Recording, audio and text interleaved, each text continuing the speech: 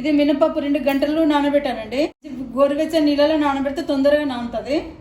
నేను గోరువెచ్చని నీళ్ళలో 2 గంటలు నానబెట్టేసుకున్నాను. మంచిగా నానింది. మొత్తం వాటర్ అంతా తీసేసుకొని మనం కూల్ వాటర్తోనే మనం మిక్సీలో వేసుకోవాలి. నార్మల్ వాటర్ వేయకూడదు, కూల్ వాటర్తోనే. లేకుంటే ఐస్ పీసెస్ ఉన్నా వేసుకోవచ్చు.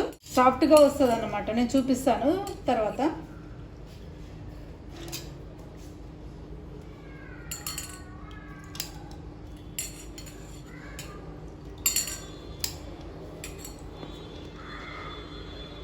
మొత్తం వెళ్ళిపోవాలన్నమాట.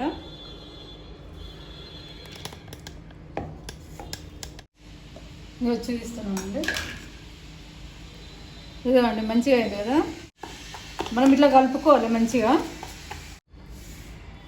మనం వాటర్ వేసి చూసుకుందాం ఒకసారి. పైనకు వస్తే మంచిగా మనకు అయినట్టు రావాలండి. ఇట్లా